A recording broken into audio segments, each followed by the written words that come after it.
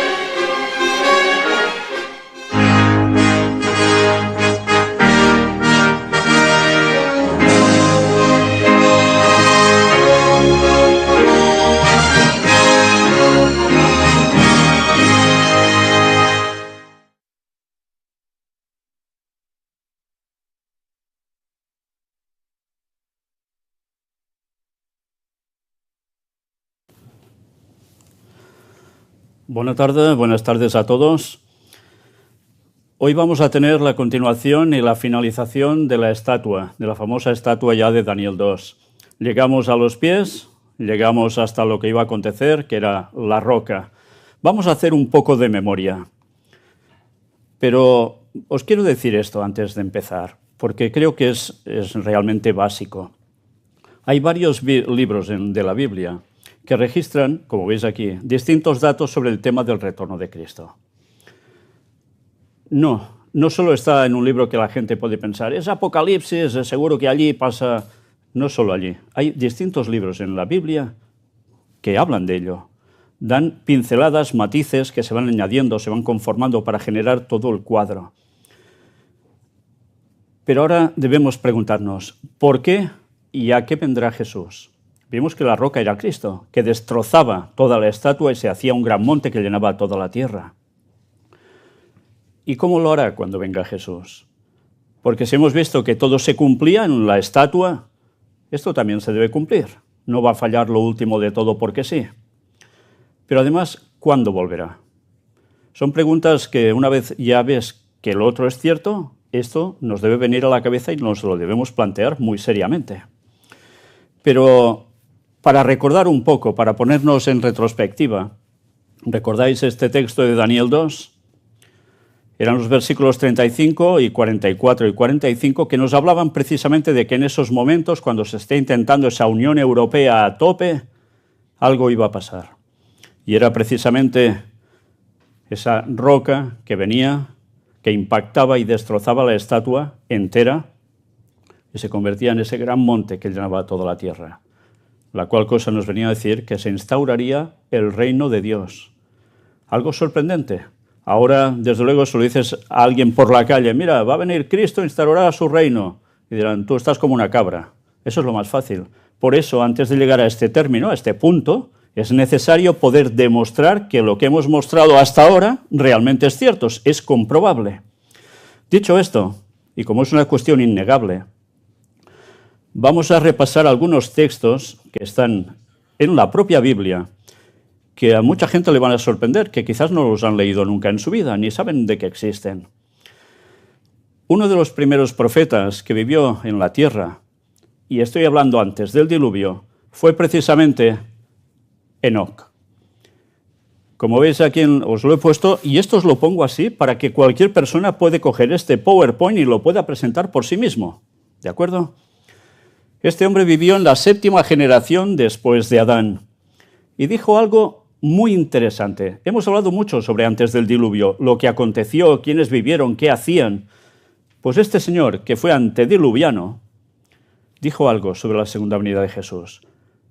Y ahora quizás deberíamos pensar, a ver, si era antediluviano, lo lógico es que hablara de qué, de la segunda venida o de la primera, de cuando Jesús nació y murió aquí asesinado, o sería lo lógico, ¿no? Pues ahora vamos a darnos cuenta cómo la visión que se le da a un hombre que fue profeta va mucho más allá, y va tan allá que ya habla directamente de la segunda venida de Cristo. Y mirad cómo llegó a decirlo. Esto se halla en el libro de Judas, que es el que está justo antes de Apocalipsis, escrito en el Nuevo Testamento, pero hace referencia a unas palabras de Enoc. Este Judas no es Judas Iscariote, sino es el otro Judas que era discípulo de Cristo. Y escribió lo siguiente: de estos también profetizó Enoc, 7º desde Adán, diciendo: he aquí, vino el Señor con sus santas decenas de millares, para hacer juicio contra todos, y dejar convictos a todos los impíos de todas sus obras impías que han hecho impíamente, y de todas las cosas duras que los pecadores impíos han hablado contra él. Hay algo sumamente interesante. Vamos a ver primero esta parte del texto. Nos dice que vendrá con sus santas decenas de millares. ¿Dice que vendrá? ¿Lo dice en futuro? ¿Cómo está referido el texto aquí? Vino el Señor. ¿Ha venido ya la segunda venida de Cristo? No. ¿Y por qué él dice vino? Como lo da como un hecho ya del pasado. Pues por la convicción del profeta, que estaba viendo algo de futuro, como si ya fuera un hecho. Con lo cual, el tiempo para Dios tiene una trascendencia, sí, pero para nosotros nos marca muy bien, nos delimita mucho. Pero esto que él estaba viendo es algo que para la eternidad, para Dios, es como si ya se hubiese producido. Y esto se lo muestra al profeta y eso nos da la convicción de que eso se va a cumplir sí o sí. Esto es sumamente interesante. Fijaos que dice también que vendrá con sus santas decenas de millares. ¿A qué hace referencia? ¿Quiénes son estos decenas de millares? Pero nos dice también algo interesante, vendrá a hacer juicio contra todos. Por tanto, ¿os imagináis a Jesús naciendo en un pesebre haciendo juicio contra todos? No, como un bebé no podría hacerlo. Por tanto, ¿en calidad de qué vendrá ahora? Vendrá como adulto, vendrá como el que puede hacer justicia, por tanto como Dios. Y en definitiva pondrá a todos en su sitio. Esto es muy interesante, porque venir a hacer juicio e imponer justicia quiere decir que viene a poner punto y final a muchas cosas. Hay gente que no sabe que Jesús habló de su segunda venida. Hay muchos que sí han oído hablar de Jesús, pero jamás han oído que él profetizara que iba a volver. Mirad dónde se halla esto. En el Evangelio de Juan, su discípulo más joven, el capítulo 14, versículos del 1 al 3, registra las palabras de Jesús que dijo a sus discípulos. No se turbe vuestro corazón. ¿Creéis en Dios? Creed también en mí. En la casa de mi Padre muchas moradas hay. Si así no fuera, yo os lo hubiera dicho. Voy pues a preparar lugar para vosotros. Y si me fuere y os preparare el lugar, vendré otra vez y os tomaré a mí mismo, para que donde yo estoy, vosotros también estéis. Esto sucedió antes de que Jesús fuera crucificado. Esto sucedió y les dijo que había algo más, que Él se iba. Por tanto, no sencillamente iba a morir y se acabó, sino que se iría, y se iría al Padre, por tanto al cielo, y que allí hay lugar donde la gente puede vivir. Porque dice que, ¿qué haría? Regresaría para buscarlos. ¿Habéis oído mucho que se hable de esto públicamente? Que diga que Jesús llegó a decir de sí mismo que se iría antes de morir, que una vez muerto se iría, volvería y vendría a buscar a los suyos. ¿Es que no? Pues es una desgracia que esto no se comente. Porque esto, si estamos viendo que las profecías bíblicas son ciertas, se cumplen todas, esto también se va a cumplir. Y más como diciéndolo Jesús. Bueno, pues iba a hacer esto, venir para llevarse a los suyos. Pero, además, mirad esto. En el libro de Mateo, otro de sus discípulos, en el capítulo 16, versículo 27, Jesús habla de sí mismo diciendo: porque el Hijo del Hombre, que es como Él se autodefinía, vendrá en la gloria de su Padre con sus ángeles, y entonces pagará a cada uno conforme a sus obras. Dice que vendrá en la gloria de su Padre, con sus ángeles. Vamos entendiendo quiénes eran esos millares de los que contaba que vendría, que hemos leído en el primer texto. Son los ángeles. Hay gente que no cree en los ángeles, dice que esto son tonterías. Otros han pasado experiencias que sí saben que realmente eso eran ángeles. Y a veces de ángeles hay de un lado o del otro bando. Pero estos son los de Dios. Y dice que vendrá con los ángeles. Pero además con la gloria de su Padre. ¿Qué quiere decir esto? Que Dios Padre también va a venir. No solo viene Jesús con los ángeles, viene también Dios Padre. ¿Y qué dice que hará? Pagará a cada uno conforme a sus obras.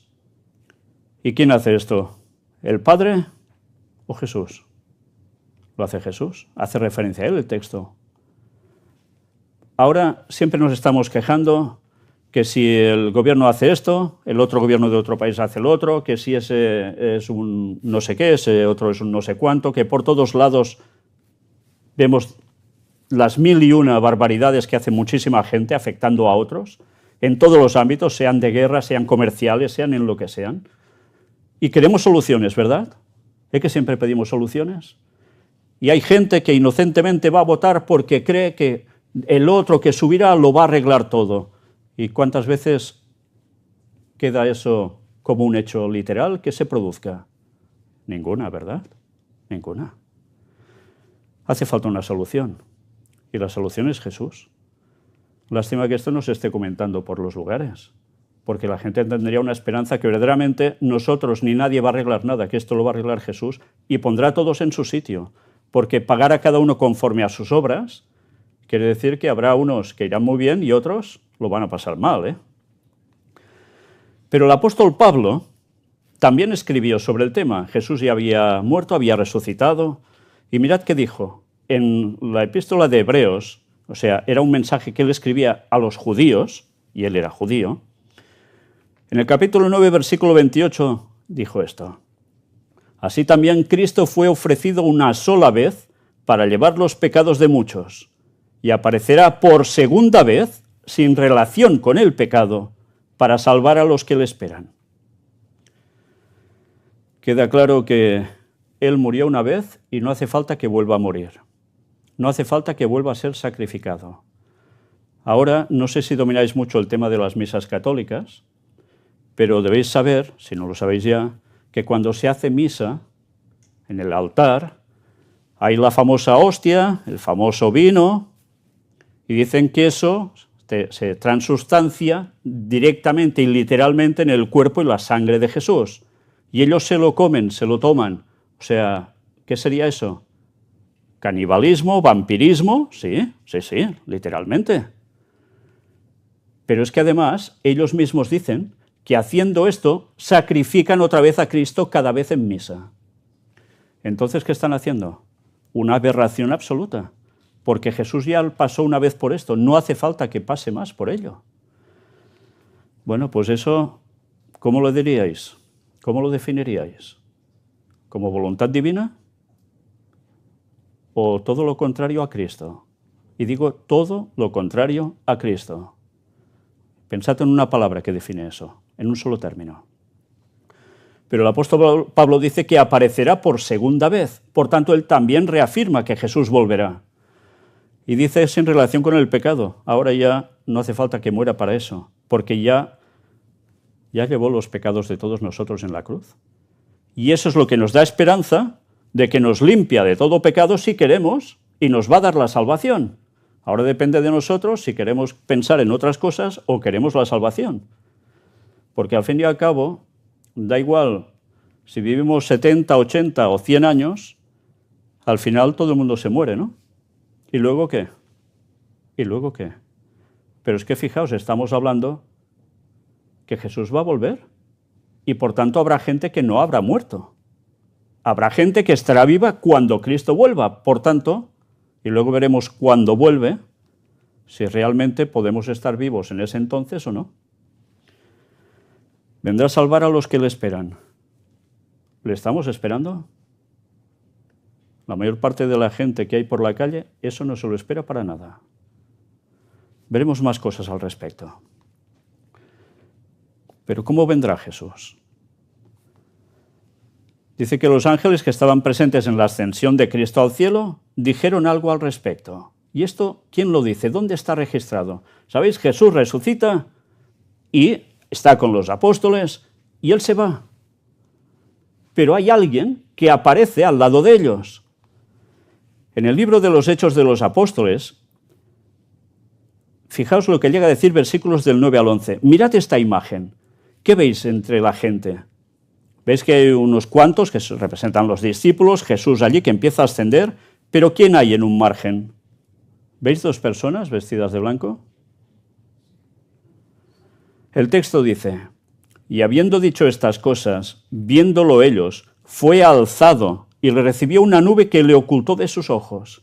Bueno, algún día hablaremos sobre qué es esa nube que le oculta de los ojos, porque nosotros podemos imaginarnos sencillamente una nube como las que podemos mirar cuando miramos el cielo, y quizás no era exactamente esto. De eso hemos tratado en los temas de puertas dimensionales, pero quizás algún día volveremos a tratarlo. Y estando ellos con los ojos puestos en el cielo, entre tanto que él se iba, y aquí se pusieron junto a ellos dos varones con vestiduras blancas, los cuales también les dijeron, varones galileos, porque los discípulos eran de Galilea, ¿por qué estáis mirando al cielo? Este mismo Jesús que ha sido tomado de vosotros al cielo, así vendrá como le habéis visto ir al cielo. Son los ángeles que les están diciendo, se va, pero volverá. ¿Y cómo volverá? ¿No lo verá nadie cuando vuelva? Así vendrá como le habéis visto ir al cielo. Por tanto, será visible su venida. ¿Sabéis? Hay religiones que se dicen que son cristianas y dicen que Jesús ya volvió en su momento, pero que era necesario verlo con los ojos del entendimiento, no visualmente, sino con los ojos del entendimiento. Pues señores, eso es ir contra la palabra de Dios, porque el texto es muy claro, en la segunda venida se lo va a ver visualmente. ¿No lo estaban viendo cómo subía? Pues lo vamos a ver cuando descienda. Fijaos que os estoy dando datos que os van a servir para, ya que estáis viendo que el tema bíblico no son bromas, saber diferenciar quién nos está diciendo la verdad y quién nos está colando un gol por la escuadra. Esto es sumamente necesario en los tiempos en los que estamos viviendo y en los que vamos a llegar. El apóstol Juan también escribió, en el libro de Apocalipsis precisamente, que bueno, la gente lo toma como desgracia, Apocalipsis quiere decir revelación, es otra historia. En el versículo 7 dice, he aquí que viene con las nubes y todo ojo le verá y los que le traspasaron y todos los linajes de la tierra harán lamentación por él. Sí, amén. Sí, así sea, quiere decir. Viene con las nubes. Lo da como un hecho. Viene con las nubes. Viene, por tanto, de arriba. Las nubes normalmente, ¿de dónde vienen? De arriba, ¿no? Una vez más ya hablaremos de esas nubes que son. Y todo ojo le verá. Por tanto, sí o sí, el efecto es visual. No es una cuestión simbólica, ni de ojos de la mente, ni de historias de estas. Pero además añade algo. ¿No os sorprende nada en este texto? Y los que le traspasaron. Hay una imagen que os hemos puesto aquí. ¿Cómo traspasaron a Cristo? Lo clavaron en la cruz, ¿no? Primero, los juicios, los latigazos, todo lo que llegaron a hacer, las 1001, y encima lo clavan en la cruz. Finalmente hay un soldado que también lo traspasa con su lanza. Pues dice que estos lo van a ver. ¿Qué quiere decir esto? Esta gente lleva 2000 años muerta. ¿Cómo lo van a ver si están muertos? ¿Estarán pululando por algún sitio en el espacio o en el infierno, a saber dónde? No, porque eso es contrario a la Biblia. Sencillamente nos está indicando que va a haber una resurrección de esta gente que traspasó a Cristo, que se mofaba de él, y que cuando Cristo vuelva van a resucitar para ver que realmente era Cristo, que realmente era el Mesías, que realmente era Dios. Imaginaos qué ilusión levantarse para darse cuenta del gran chasco que se van a llevar y con la paga que les espera. Bien, ya estamos cogiendo más datos, ¿verdad? Cosas que sorprenden. Jesús también dijo algo sobre sí mismo. En el libro de Mateo 25, versículo 31 dijo: cuando el Hijo del Hombre venga en su gloria y todos los santos ángeles con él, entonces se sentará en su trono de gloria. Sentarse en el trono, ¿quién lo hace? ¿Un mendigo? ¿Alguien del populacho? Lo hace un rey, ¿no? Pues así vendrá, como rey. Datos. Vendrá personal y visiblemente en su gloria y majestad, con sus ángeles desde el cielo a donde fue. Lo veremos con nuestros ojos, y también los que lo traspasaron en su juicio y crucifixión. Por tanto, sí, habrá una resurrección de esa gente, que ya os digo ahora, que no durará mucho, porque será levantarse, darse cuenta de qué hicieron y volver a quedar fulminados. Pero de eso ya hablaremos más adelante. ¿Cuándo se producirá la segunda venida de Jesús? ¿Y qué causará? Estamos viendo que se acerca, que se levantan estos de la tumba o de donde estén, pobrecitos, ya, polvo. Pero la segunda venida de Jesús, hay descripciones que nos dicen qué causará. El apóstol Pedro lo describe así. Estad atentos a este texto porque nos va a servir para enlazar unas cuantas cosas. Segunda de Pedro es la segunda epístola que él escribió. En el capítulo 3, del 1 en adelante, nos dice, él habla a creyentes, Amados, esta es la segunda carta que os escribo, y en ambas despierto con exhortación vuestro limpio entendimiento, para que tengáis memoria de las palabras que antes han sido dichas por los santos profetas, y del mandamiento del Señor y Salvador dado por vuestros apóstoles. Por tanto, está reafirmando lo de los profetas y lo que los propios apóstoles estaban diciendo. Sabiendo primero esto, que en los postreros días, o sea, en los días finales, vendrán burladores, andando según sus propias concupiscencias, o sea, llevando una vida libertina. Y diciendo, ¿dónde está la promesa de su advenimiento?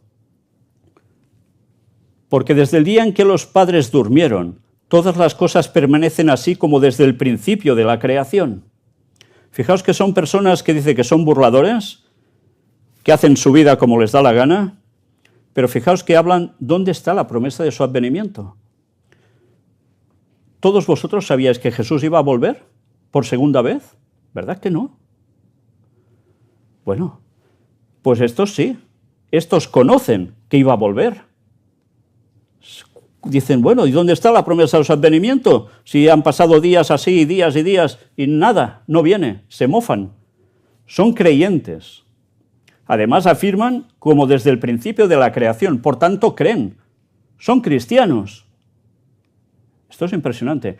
Los propios cristianos burlándose de la segunda venida de Cristo. ¿Hasta este punto hemos llegado? Bueno, pues esta es una descripción de los tiempos actuales, Y mirad qué llega a decir ahora. Estos ignoran voluntariamente que en el tiempo antiguo fueron hechos por la palabra de Dios los cielos y también la tierra, que proviene del agua y por el agua subsiste. Les está llevando en un pensamiento ¿a dónde? ¿A qué momento? A la creación. Y agua. Creación y agua. Sigue añadiendo. Por lo cual el mundo de entonces pereció anegado en agua. ¿Está dando crédito a qué? Al diluvio. Pero los cielos y la tierra que existen ahora están reservados por la misma palabra, guardados para el fuego en el día del juicio y de la perdición de los hombres impíos. Por tanto, dice, antes el mundo fue destruido por agua, pero aquí nos está hablando de otra destrucción, en el día del juicio por fuego. Sí, no va a ser inundación, diluvio, va a ser por fuego. Y nos dice ahora algo sumamente interesante. Mas, oh amados, no ignoréis esto. Por tanto, orejitas así, no ignoréis esto. Que para con el Señor un día es como 1000 años y 1000 años como un día. Nos está dando una clave. Hay gente que dice, bueno, esto quiere decir que para Dios el tiempo no importa. Bueno, relativamente es cierto. ¿Pero es solo esto? Fijaos que nos está hablando de la creación, que fue hecho en ¿cuántos días? Según el texto bíblico, 6 días y 1 de reposo, el sábado. Nos está llevando a ese momento, nos hace pasar por el diluvio, por la destrucción, y nos lanza, ¿hasta dónde? Hasta la segunda venida en destrucción con fuego. Y nos está diciendo, 1000 años como un día como 1000 años. La ecuación es clara, da igual una cosa que otra. Por tanto, nos está hablando también de una simbología. Aparte de una literalidad, una simbología. Bien, también si supiéramos que el cielo no es una nube que va flotando por el espacio, que cuando vemos algo del cielo siempre nos pintan una nube y gente andando por allí, ridículo, ¿no? Bueno, el cielo es un planeta. Y como planeta tiene también una rotación. Y lo que para la Tierra, un año, ¿cuándo es? La rotación sobre su propio eje y alrededor de cuánto espacio, dando la vuelta ¿a dónde? Al Sol. Tarda un año. Pues en el cielo parece ser que además allí va distinto. También debe girar sobre un sol, a saber qué, pero esa vuelta son 1000 años. Y de algún modo el Señor lo que hace es una comparativa, su tiempo con el nuestro. Y mirad ahora esto. El Señor no retarda su promesa, según algunos la tienen por tardanza. No, es que ya se dice que volvería, pero no vuelve nunca, la está retardando. No. Sino que es paciente para con nosotros, no queriendo que ninguno perezca, sino que todos procedan al arrepentimiento. ¿Por qué no ha vuelto Cristo ya? Ya podía haber vuelto. Tantos años de desgracias, ¿no? De muertes y asesinatos y todo lo que queráis, y enfermedades, y aún no ha vuelto. Dios es malo, si existe es malo. No ha vuelto, porque aún nos da tiempo para que reaccionemos y podamos ser salvos.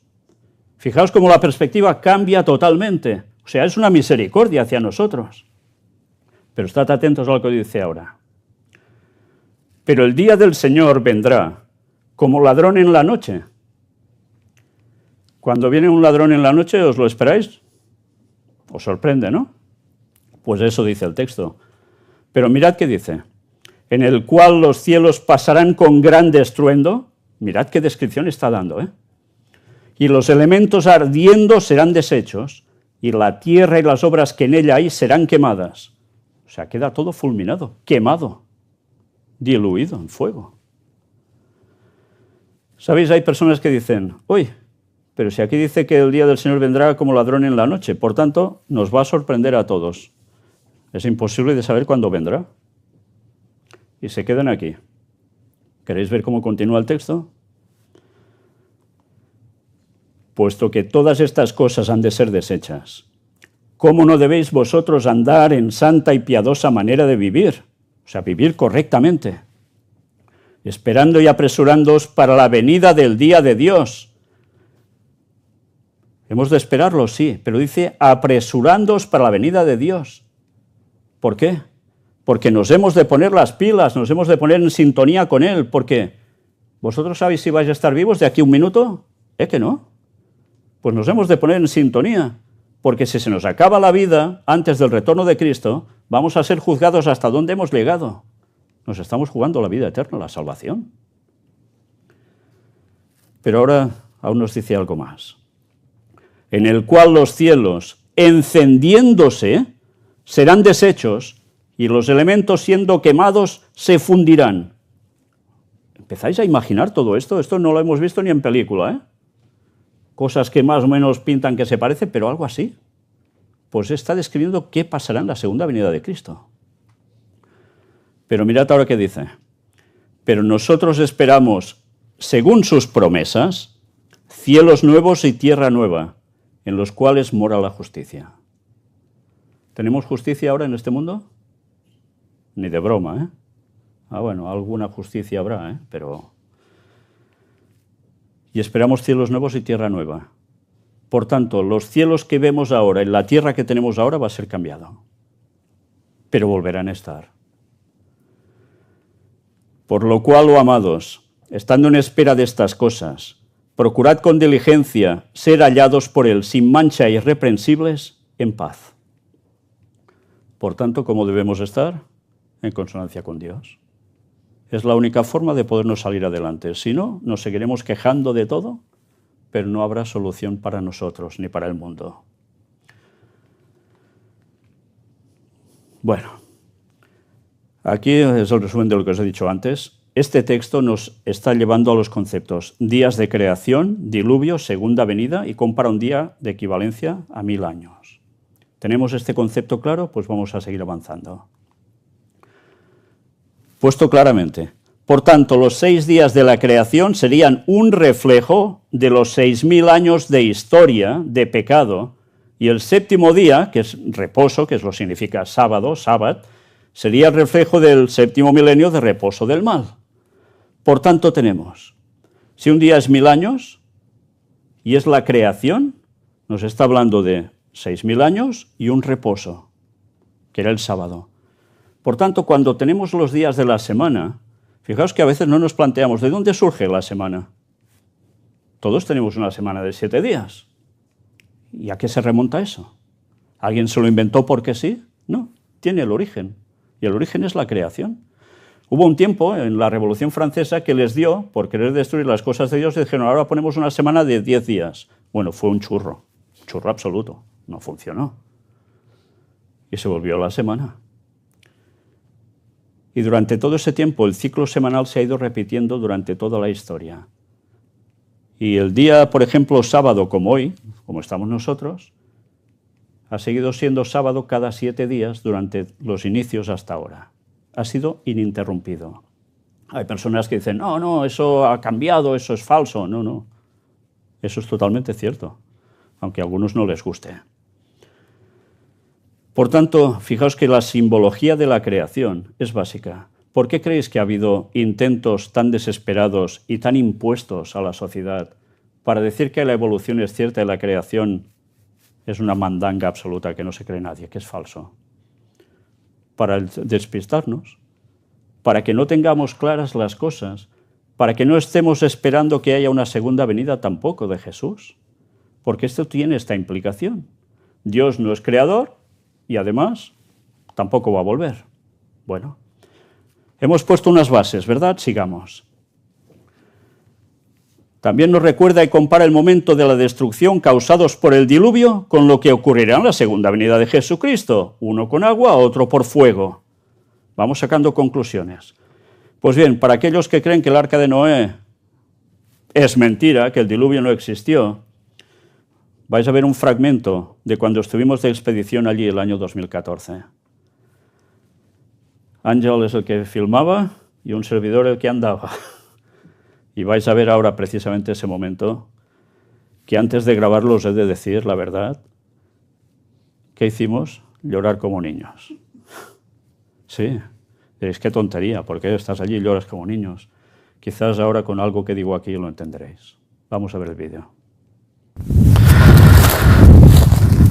Estamos llegando a un lugar del cual hemos soñado estar 40 años aquí y que es un lugar verdaderamente distinto, un lugar especial, un lugar donde muchas personas han dicho que era una falsedad lo que aquí había, pero es un lugar sencillamente conocido como el Arca de Noé. Lo tenéis ahí, tras mí. Cuesta entender que viendo esto alguien pueda decir que es solo una formación rocosa, con arena y nada más. Ya por todo el trayecto donde hemos venido, mientras íbamos ascendiendo, podíamos ver perfectamente su silueta. Una silueta que sería muy casual que coincidiera precisamente con la del arca. Algunos decían, no puede ser, tiene que ser rectangular, sin proa ni popa. Pero así fue. Y aquí la tenéis. ¿Vamos a verla de cerca? Vamos. Pues sí, nos acercamos, ¿eh? Nos acercamos y estuvimos allí y tenemos subido en nuestro canal precisamente todo el documental de cuando estuvimos en esos momentos que para nosotros fueron realmente impresionantes. Y cuando el ejército norteamericano en uno de los laterales precisamente fue allí y pegó un bombazo en una pared lateral del arca, se fueron diciendo, esto es una formación rocosa y de arena que casualmente coincide con las medidas del Arca de Noé. También coincidía que estaba en la cordillera Ararat, como dice el texto bíblico, en Turquía. Cuando nosotros entrevistamos a Hasan, el guardador de esos terrenos, un hombre turco que tenía entonces 75 años, creo, más o menos, falleció, que hace un par de años aproximadamente. Se lo dijimos, lo que había dicho el ejército norteamericano. Hay la filmación que nosotros mostramos también en conferencia, en blanco y negro, del ejército norteamericano. Y cuando le dijimos que habían dicho esto, dijo, ¿pero qué? Sí, se llevaron un montón de cosas y no me dejaron ver nada. Bien, pues la persona que encontró el arca, oficialmente, llamado Ron Wyatt, tuvimos a su viuda aquí, los que estuvisteis la recordaréis, llegó a extraer algo del arca, hizo un agujerito muy profundo, que nosotros estuvimos precisamente en ese agujerito, y él extrajo pelos de animal, pero además extrajo algo parecido a la fibra óptica. Curiosamente, por esos tiempos sale la fibra óptica ya de un modo abierto, que se debería llevar el ejército norteamericano de ahí dentro. No, la gente de antes eran tontos, iban con taparrabos y ya está, ¿no? Eran primitivos, como monos y se acabó, ya. La tecnología que había ahí dentro nunca llegaremos a tenerla todos nosotros, porque esa gente eran de una capacidad mental y física impresionante y que duraban años. Imaginaos, recién salidos de la mano de Dios, de que eran capaces. Y nos lo pintan totalmente al contrario. Pues esto demuestra, y si tenéis más dudas, mirad todo lo que presentamos ahí, que realmente el texto bíblico es cierto. Y que cuando el apóstol Pedro estaba diciendo esto, es cierto. Y cuando Jesús, veremos también, hace referencia al diluvio, es cierto. ¿Jesús iba a mentir? Vaya, pues ya apaga y vámonos, ¿no? Pues vamos a verlo, porque Jesús comparó la destrucción del diluvio de las ciudades de Sodoma y Gomorra, lugares de supercorrupción, con la segunda venida de Cristo, la aniquilación que ocurrirá entonces. En Lucas 17 se registran las palabras suyas que dicen, del 26 al 30, como fue en los días de Noé, así también será en los días del Hijo del Hombre. Comían, bebían, se casaban y se daban en casamiento. O sea, podemos leer a esto y decir, bueno, esto es normal, ¿no? Sí, pero es que esto iba más allá. No era comer y beber y ya está, sino excederse en todo, como lo de casarse, divorcio, volverse a casar y dale que te pego. Hasta el día en que entró Noé en el arca y vino el diluvio y los destruyó a todos. Asimismo, como sucedió en los días de Lot, que era el sobrino de Abraham, para los que suene Abraham, Comían, bebían, compraban, vendían, plantaban, edificaban. Mas el día en que Lot salió de Sodoma, llovió del cielo fuego y azufre y los destruyó a todos.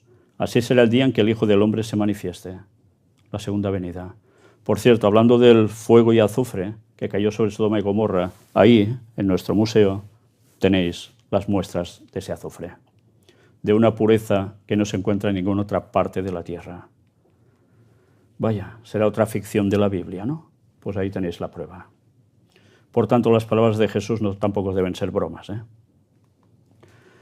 El apóstol Juan da esta interesante descripción. En el libro de Apocalipsis, del 12 al 17, dice: miré cuando abrió el sexto sello, y ahora diréis, ¿y esto qué es? Bueno, algún día ya hablaremos también de todo esto, si Dios quiere, si nos da tiempo de todo. Pero está hablando de unos periodos históricos, ¿vale? Para que os quedáis un poco con todo esto. Y aquí hubo un gran terremoto, y el sol se puso negro como tela de cilicio, y la luna se volvió toda como sangre. Y las estrellas del cielo cayeron sobre la tierra, como la higuera deja caer sus higos cuando es sacudida por un fuerte viento. Y el cielo se desvaneció como un pergamino que se enrolla. Interesante, ¿eh? ¿Qué descripción? Y todo monte y toda isla se removió de su lugar. Y los reyes de la tierra y los grandes, los ricos, los capitanes, los poderosos, y todo siervo y todo libre, se escondieron en las cuevas y entre las peñas de los montes, y decían a los montes y a las peñas: caed sobre nosotros y escondednos del rostro de aquel que está sentado sobre el trono y de la ira del Cordero. Muertos de miedo, ven que se acerca Dios Padre y Cristo, el que está sentado en el trono, y la ira del Cordero. El Cordero es Jesús. Y no quieren estar presentes ante eso. ¿Por qué? Porque saben que se van a perder. Saben que no han hecho bien. Porque el gran día de su ira ha llegado. ¿Y quién podrá sostenerse en pie? ¿Quién? Pues ya hemos visto, habrá gente que se sostendrá en pie, pero son los que le habrán sido fiel. Solo estos, ¿eh? Aquí nos ha dado una descripción de eventos que suceden cósmicos, que os he de decir que en parte esto ya se cumplió hace años, y marcaban un periodo de la historia del final de los tiempos. Pero también os he de decir que justo antes del retorno de Cristo esto se va a volver a repetir.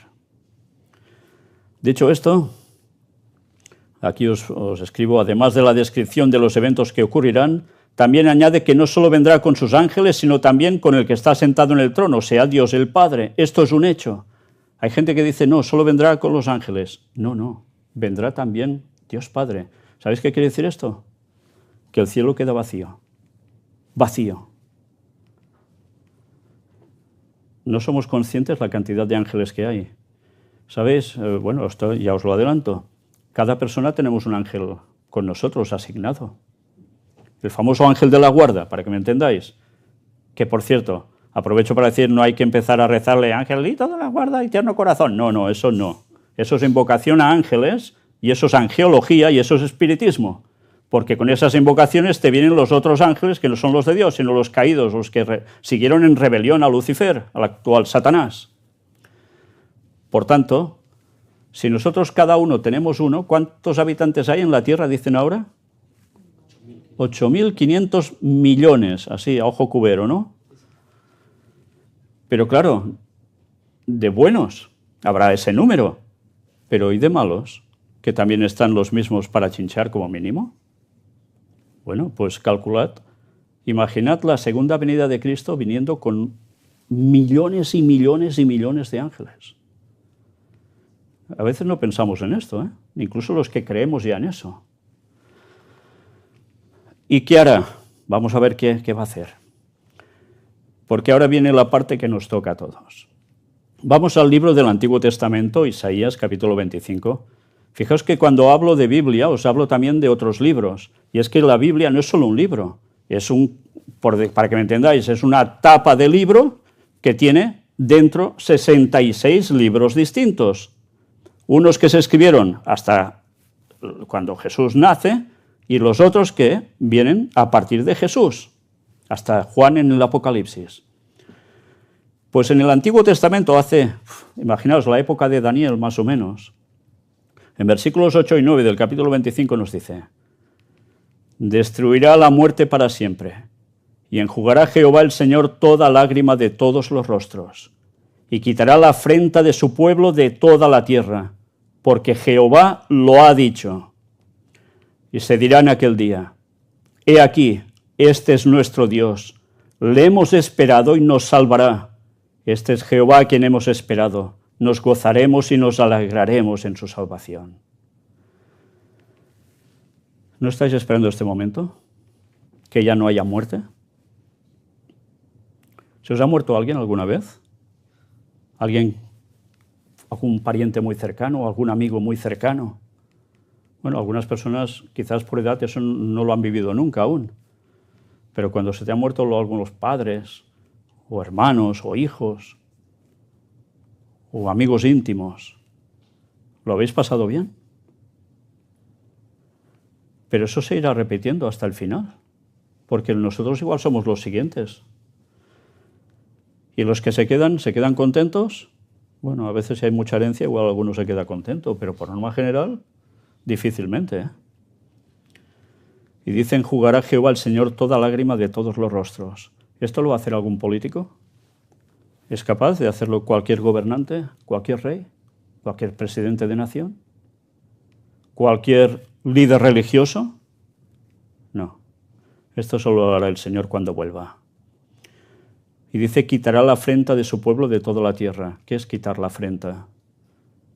Pues que han ido a por ellos, que se lo han hecho pasar mal al pueblo de Dios, por épocas. Y los va a reivindicar. Y fijaos que dice: porque Jehová lo ha dicho. O sea, es como certificarlo. Por tanto, será sí o sí así. ¿Y cómo vamos a reaccionar? ¿Os habéis fijado? Los anteriores decían a las peñas y a las rocas: caed sobre nosotros y escondednos. Estos ya se veían fatal, ¿eh? Pero estos no. Estos se alegran porque viene la salvación para ellos. ¿En qué bando queréis estar? Fácil la respuesta, ¿no?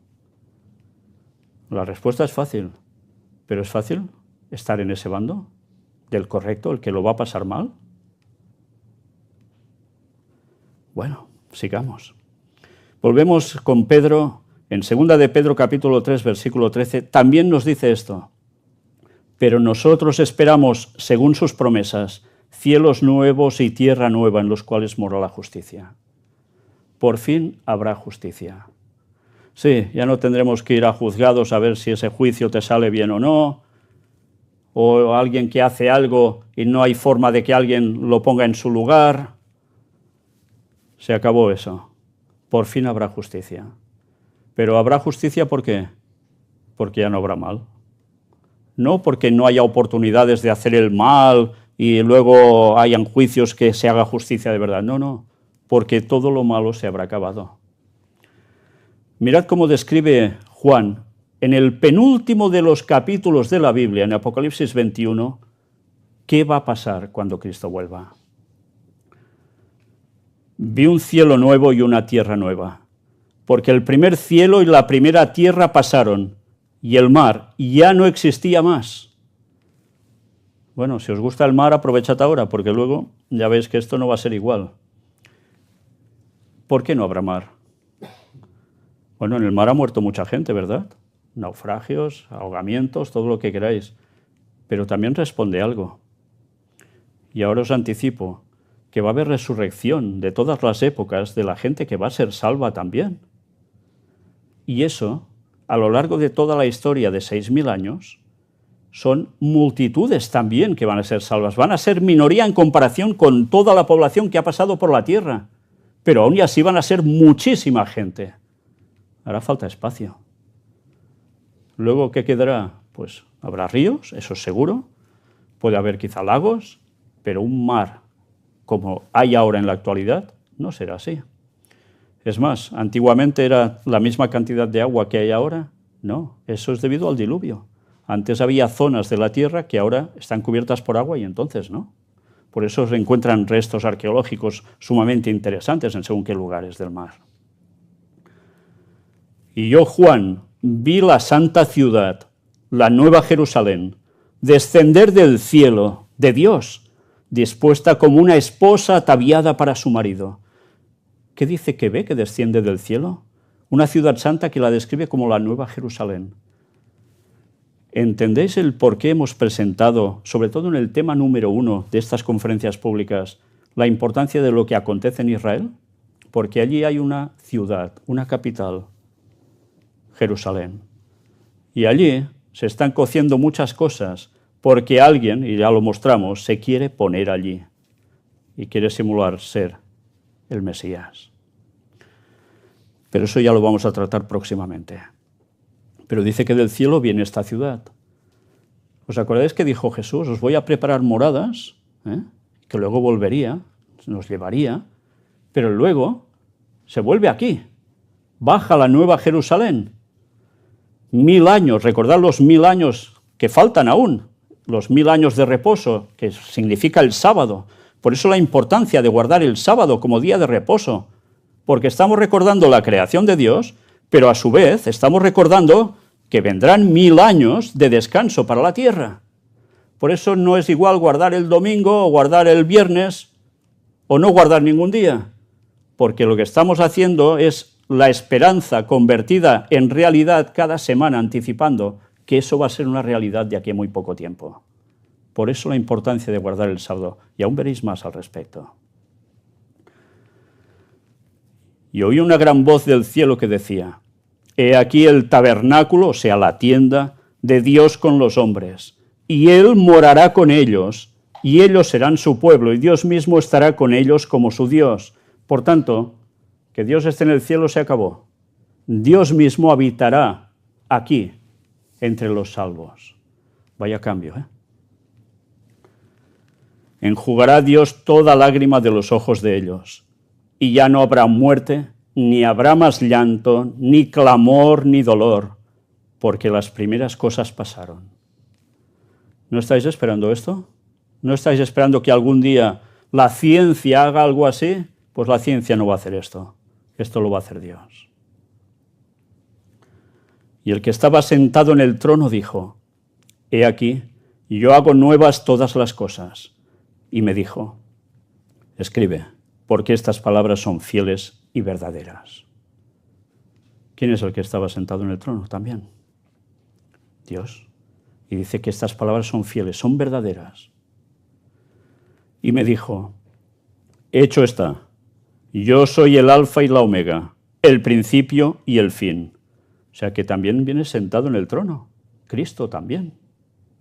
Es el alfa y la omega. Es el principio y el fin. Alfa y omega son las letras griegas que eran, como diríamos, la A y la Z. La primera y la última. Por tanto, es el principio y el fin. Es Dios. Al que tuviere sed, yo le daré gratuitamente de la fuente del agua de la vida. El que venciere heredará todas las cosas, y yo seré su Dios, y él será mi hijo. Vaya, que Dios mismo te diga que eres su hijo, vaya privilegio. Pero los cobardes e incrédulos, los abominables y homicidas, los fornicarios y hechiceros, los idólatras y todos los mentirosos, tendrán su parte en el lago que arde con fuego y azufre, que es la muerte segunda. Si es una muerte segunda, es que hay una resurrección de los que no van a ser salvos para morir de nuevo, pagando por sus pecados. Y serán todo este tipo de gente que aquí describe. Habremos de pensar si estamos en este bando o estamos en el otro. Y ahora el tema clave: ¿cuándo será su segunda venida? Antes hemos visto que dice el texto que, como ladrón en la noche, nos va a sorprender. ¿Será por sorpresa? Primera de Tesalonicenses capítulo 5, escrito por el apóstol Pablo a los habitantes cristianos de Tesalónica, que está en la zona que ahora es Turquía. Versículos 1 y 2.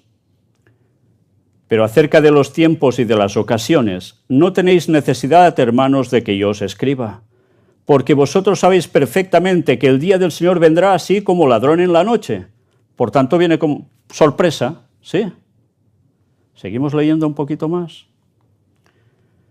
Que cuando digan paz y seguridad, entonces vendrá sobre ellos destrucción repentina, como los dolores a la mujer encinta, y no escaparán. Por tanto, dirán paz y seguridad, y entonces estalla todo. ¿Cuándo creéis que va a llegar esta paz y seguridad? Es cierto, la ONU tiene un departamento de paz y seguridad. Mucha gente, muchos políticos cuando hablan hacen referencia a paz y seguridad. Pero va a llegar un momento en la historia en que dirán paz y seguridad. Y esto lo vamos a ver próximamente. Y ahora mirad lo que nos dice. Viene con sorpresa total. Mirad esto. Mas vosotros, hermanos, no estáis en tinieblas para que aquel día os sorprenda como ladrón. Porque todos vosotros sois hijos de luz e hijos del día. No somos de la noche ni de las tinieblas. Por tanto, no durmamos como los demás, sino velemos y seamos sobrios. ¿Nos debe coger por sorpresa a nosotros entonces? No. Pero sabéis, mucha gente se queda solo en la primera parte del texto para decir, es sorpresa, tú no te esperas al ladrón, por tanto... Pues no, señores, hay que leer bien. Por sorpresa los va a pillar a los que no se han preparado, a los que no están listos, a los que no perciben el tiempo. Pero a los que verdaderamente creen e indagan en la verdad, no los va a coger por sorpresa. Y ahora vosotros esto no os va a coger por sorpresa. Bueno, mirad lo que dijo también Jesús. Mateo 24, del 37 al 39. Mas como en los días de Noé, así será la venida del Hijo del Hombre. Porque como en los días antes del diluvio estaban comiendo y bebiendo, casándose y dando en casamiento, hasta el día en que Noé entró en el arca, y no entendieron hasta que vino el diluvio y se los llevó a todos, así será también la venida del Hijo del Hombre. ¿Por qué dice no entendieron hasta que vino el diluvio? ¿Que hablaban en otro idioma? No, tenían todos un mismo idioma.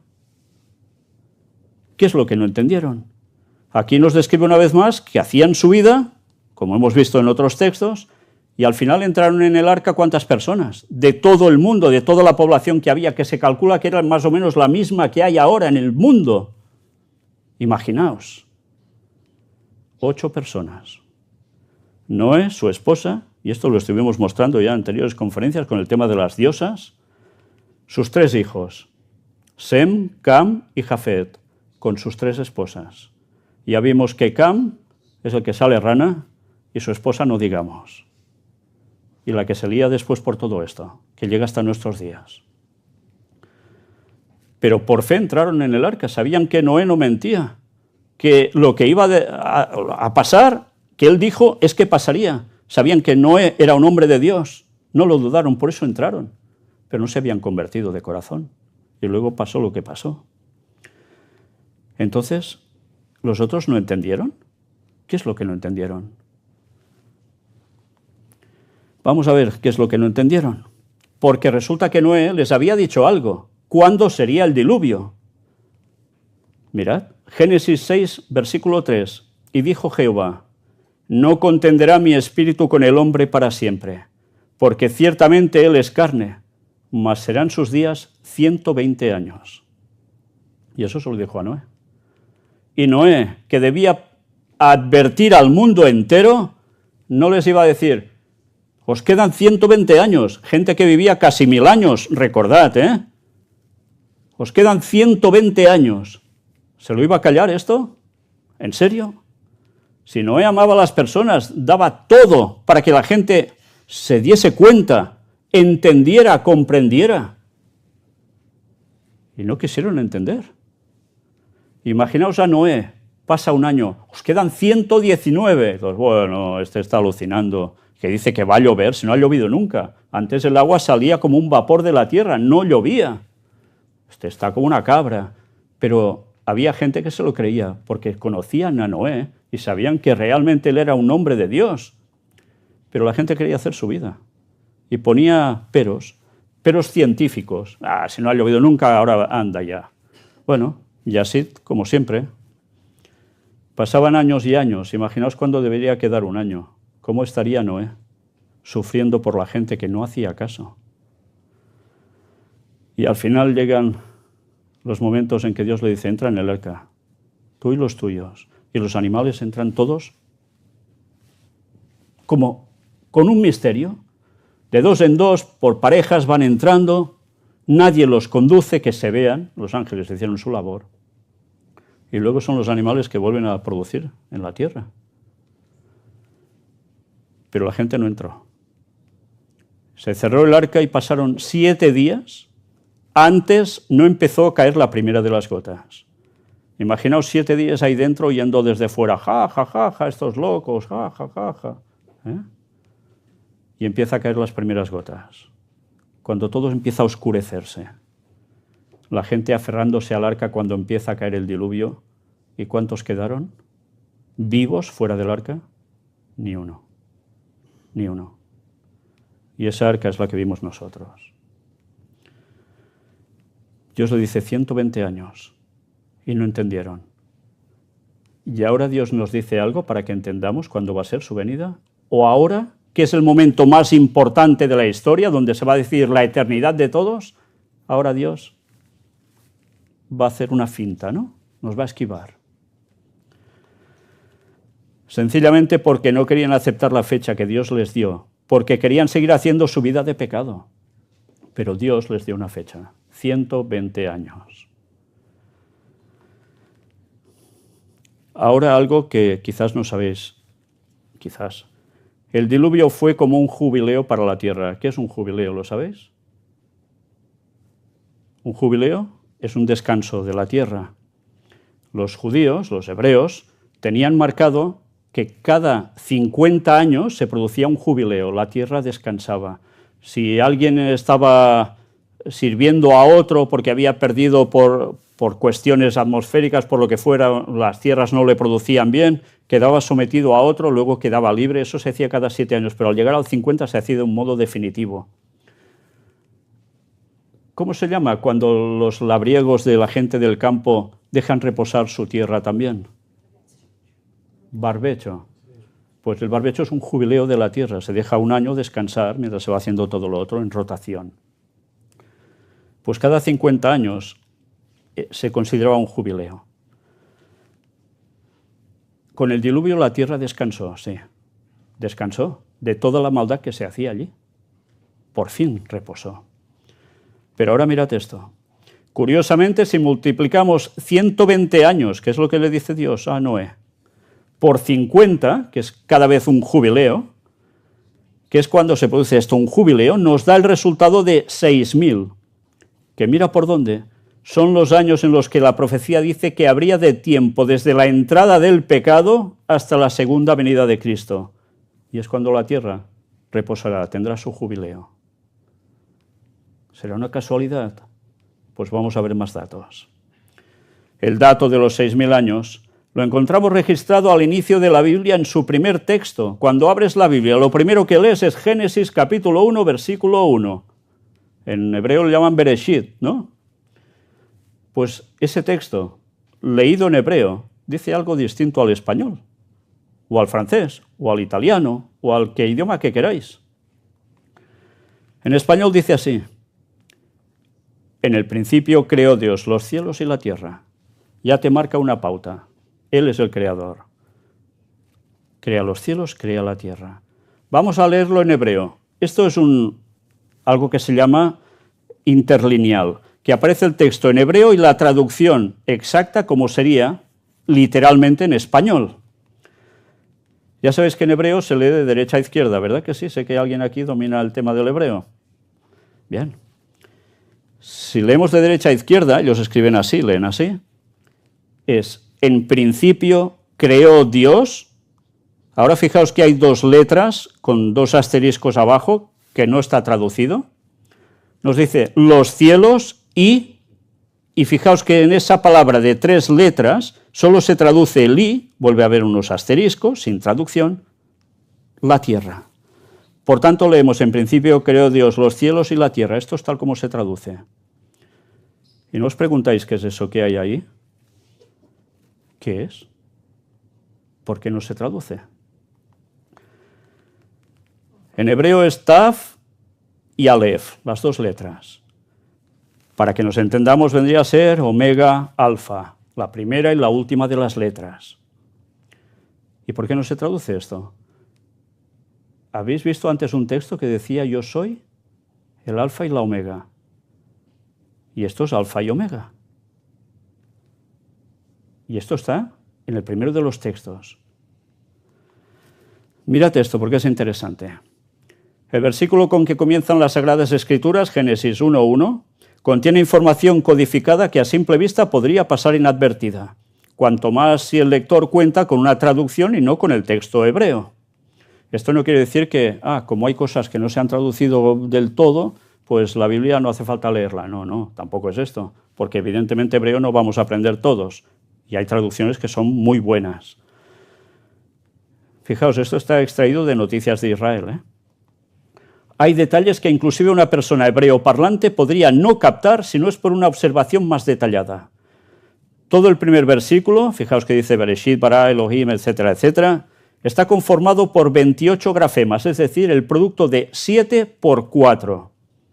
Mirad, escrito en hebreo, lo veis abajo, y cada letra, un número, 1, 2, 3, hasta llegar a 28. Son las letras totales de ese texto. Estos 28 grafemas están organizados en 7 palabras. Lo vemos bien, ¿no? El 4 está marcado aquí de este modo, que es el alfa y omega. La palabra central del primer versículo es Aleph Tau, la primera y última de las letras del Aleph Bet, que expresa que lo primero en ser creado fueron las letras de la Torá. Aleph Bet es el abecedario, para que me entendáis. Aquí las tenéis.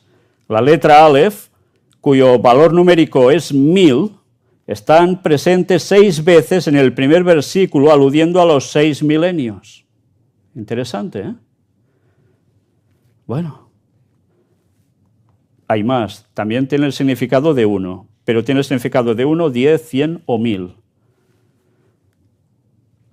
Aquí tenéis donde están las 6 Aleph, en rojo. Si se toman las primeras letras de cada una de las 7 palabras y se las convierte a su valor numérico, el resultado es el siguiente. 5, 6, 5, 1, 1, 2, 2, todo sumado, 22, que curiosamente son las 22 letras del abecedario de ellos, claro. Si se toman las últimas letras respectivamente desde la segunda palabra, la tercera palabra y la cuarta palabra, se obtiene lo que veis aquí, Emet, que significa verdad. Vaya, nos está dando un mensaje que eso es verdad. En Génesis 1:1 tenemos 7 palabras indicando también los 7 días. La letra Aleph es usada 6 veces en Génesis 1:1. Por tanto, en hebreo las letras equivalían a números, no tenían números como nosotros ahora. Aleph es 1, pero también puede ser 1000. Curiosamente hay 6 Aleph, que son 6 en puntuación, que pueden ser 6000. Aleph en la Biblia es la letra de sabiduría pura y abundante. En la Biblia el ser sabio está asociado con mantener la Torá, la palabra de Dios, la ley, todo. Mirad si no, Deuteronomios 4, escrito por Moisés, esto tiene un chorro de años, versículos del 1 al 8. Ahora pues, oh Israel, oye los estatutos y decretos que yo os enseño, para que los ejecutéis y viváis, y entréis y poseáis la tierra que Jehová, el Dios de vuestros padres, os da. Es cuando salen de Egipto. Mirad, yo os he enseñado estatutos y decretos, como Jehová mi Dios me mandó, para que hagáis así en medio de la tierra en la cual entráis para tomar posesión de ella. Entran a Canaán. Guardadlos, pues, y ponedlos por obra, porque esta es vuestra sabiduría y vuestra inteligencia ante los ojos de los pueblos, los cuales oirán todos estos estatutos y dirán, ciertamente pueblo sabio y entendido, nación grande es esta. Porque ¿qué nación grande hay que tenga dioses tan cercanos a ellos, como lo está Jehová nuestro Dios en todo cuanto le pedimos? ¿Y qué nación grande hay que tenga estatutos y juicios justos, como es toda esta ley que yo pongo hoy delante de vosotros? Por tanto, la ley era la vida. Entonces, y lo podéis ir leyendo, las 6 apariciones de la letra Aleph representan la sabiduría de mantener la Torá durante los 6000 años que debe durar el mundo. Génesis 1:1 también predice el periodo de tiempo de los 7000 años del hombre. 7 palabras hebreas representando 7 días o 7000 años. La cuarta palabra es Aleph Tau, alfa omega, el principio y el fin. Y Jesús declaró ser la Aleph Tau, el alfa y la omega. Fijaos que ¿En qué palabra? En la cuarta. Mírate esto, para confirmarlo, Apocalipsis 1 del 5 al 8. Y de Jesucristo el testigo fiel, el primogénito de los muertos, o sea, el que tiene la preeminencia de los muertos, no el que se murió primero, y el soberano de los reyes de la tierra. Soberano de los reyes de la tierra. ¿No recuerda esto a lo que vimos en Daniel? Al que nos amó y nos lavó de nuestros pecados con su sangre. Sí, eso que la gente de hoy en día ni se plantea. Jesús venir a morir por nosotros y dar su sangre, qué cuento, ¿no? Y nos hizo reyes y sacerdotes para Dios, su Padre. A Él sea gloria e imperio por los siglos de los siglos. Amén. Nos hace reyes y sacerdotes, casi nada, He aquí que viene con las nubes y todo ojo le verá, y los que le traspasaron, y todos los linajes de la tierra harán lamentación por Él. Sí, amén. Y ahora añade, yo soy el alfa y la omega, principio y fin, dice el Señor, el que es y que era y que ha de venir, el Todopoderoso. Él mismo lo deja claro, Es el alfa y la omega, el Aleph Tau, el que es, que era y que ha de venir. Es su promesa, Es Dios eterno, pero va a volver. Otro significado de Aleph Tau es completo, perfección. Esto es lo que se desprende del idioma en hebreo. En el principio Elohim, o sea, Dios, la deidad o Trinidad, creó el plan y la misión redentora que desempeñaría Jesús como el Mesías. Todo estaba previsto de un inicio. Incluso, ¿sabéis? Nos dicen los textos que antes del pecado, Dios ya había hecho planes de que habría Satanás, que la iba a liar, que el mundo haría lo que haría de desgracia también siguiéndolo. Hizo todo el plan de salvación para el hombre. Esto mucha gente no lo sabe y ya estaba previsto. Esto nos enseña que Jesús es la Aleph Tau desde la fundación del mundo, pero manifestado después de 4000 años. Mirad algo curioso, la Aleph Tau es la cuarta palabra en el cuarto día de los 4000 años después de la creación. Curiosamente, el sol aparece en el cuarto día de la creación y a Jesús se le llama el sol de justicia. ¿Será una casualidad que precisamente apareciera su nombre, para que me entendáis, Alfa Omega, en el cuarto? Malaquías, el último libro del Antiguo Testamento, capítulo 4, versículo 2, dice: mas a vosotros los que teméis mi nombre, nacerá el sol en mayúscula de justicia, y en sus alas traerá salvación, y saldréis y saltaréis como becerros de la manada. O sea, súper felices, Imaginaos como un becerrillo. Bueno, pues eso. Jesús, el sol de justicia, cuarto día, el día en que bíblicamente aparece el sol en la creación. ¿Os dais cuenta de qué comparativas nos da la semana de la creación? Es impresionante, Bueno, en el libro de Apocalipsis, capítulo 20, se hace mención 6 veces de 1000 años. También es curioso. Y mirad lo que describe aquí, versículos del 2 al 7. Y prendió el dragón, la serpiente antigua, que es diablo y Satanás, y lo ató por 1000 años. Y ahora, decirle a un chino que está tanto con el tema del dragón y le encanta tanto el kung fu y encima van paseando dragones en sus fiestas, que para ellos es lo mejor de lo mejor, que en verdad es el símbolo del diablo y Satanás. O sea, de paganismo absoluto siguiendo sus cosas.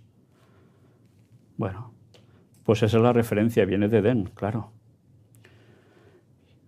Lo ató por 1000 años, dice. Si está atado por 1000 años, quiere decir que no puede actuar, ¿no? Es una simbología. Y lo arrojó al abismo y lo encerró y puso su sello sobre él, para que no engañase más a las naciones, hasta que fuesen cumplidos 1000 años. Y después de esto debe ser desatado por un poco de tiempo. O sea que cuando Jesús regresa, Satanás queda como atado, queda como encadenado, prendido, no puede hacer nada. ¿Por qué no puede hacer nada? Y después, al cabo de 1000 años, es desatado. Porque durante 1000 años no queda nadie vivo en la tierra. Con la segunda venida de Cristo, todos los no salvos quedan fulminados. Pero algo pasa. Dice que después de los 1000 años de reposo, mientras el pueblo de Dios está en el cielo por 1000 años y luego desciende la Nueva Jerusalén, resulta que es desatado por un poco de tiempo. Por tanto, puede volver a liarla. ¿Y cómo la puede volver a liar? Pues señal de que es la resurrección otra vez de los impíos, de los no salvos, y los vuelve a engañar, y vuelve a querer hacer algo, es ir contra el gobierno de Dios, de nuevo, y contra el pueblo de Dios.